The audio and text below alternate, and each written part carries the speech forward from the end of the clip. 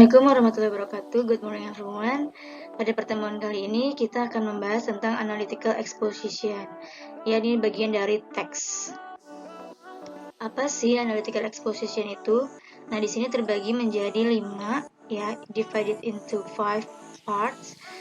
First is about definition and also social function and generic structures, language features, and the last is example. Nah, kita masuk di definition of analytical exposition. It means that type of the text that is included to argumentation text will contain the writer's specific idea about the phenomena surrounding.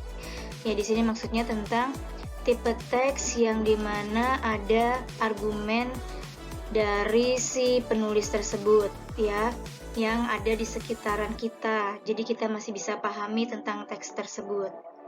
Nah, sekarang kita masuk ke social function.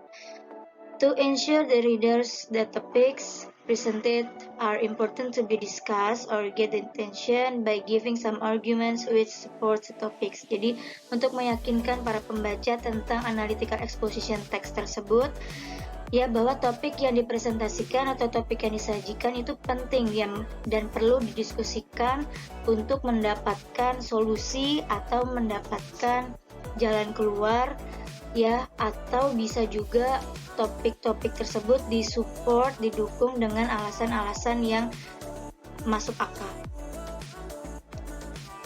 Ya, di sini ada generic structures of analytical exposition text consists of 3 parts, such as first is thesis. Ya, in the thesis part, the writer introduce about the topic or main idea. Jadi di sini di tesis itu pasti adanya di paragraf pertama dan dia memperkenalkan topiknya apa, kemudian ide pokoknya apa.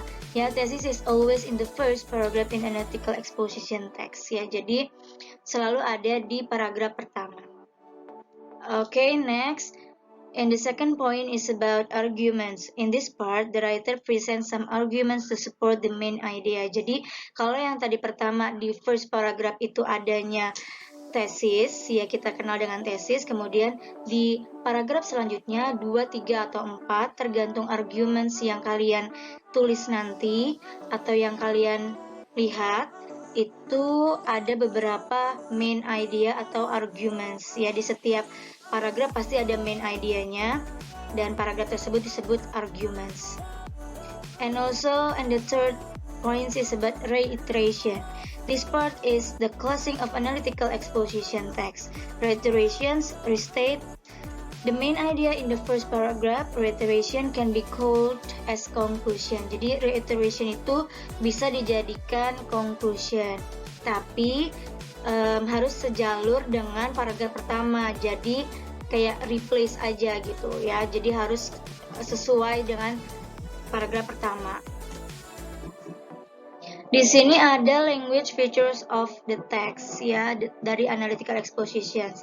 There are 4 points. First is about simple presence, ya, using simple presence, and I believe that all of you know about the simple present tense. Is it right? Jadi kalian pasti udah tahu tentang simple present itu seperti apa rumusnya. Kemudian yang kedua yaitu using relational process. Ya, tadi itu termasuk dari arguments tersebut, ya. Kalian melampirkan beberapa arguments, itu prosesnya seperti apa. Kemudian using international or casual conjunction, ya, jadi kata penghubung. Kalian harus menggunakan kata penghubung di setiap pergantian paragraf.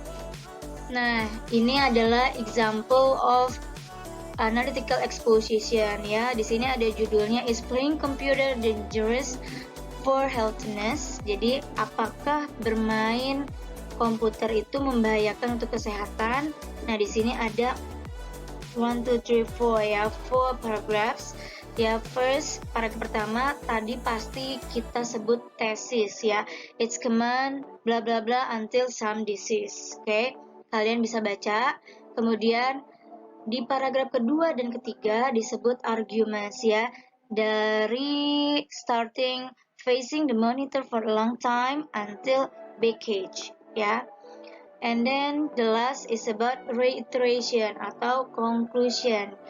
Di sini ada, it is obvious that too much time spent for playing computer blah blah blah until we will do. Oke. Nah, di reiteration harus sinkron dengan tesis ya. Jadi cuman seperti diganti kata-katanya tapi bermakna sama ya antara reiteration dengan tesis seperti itu.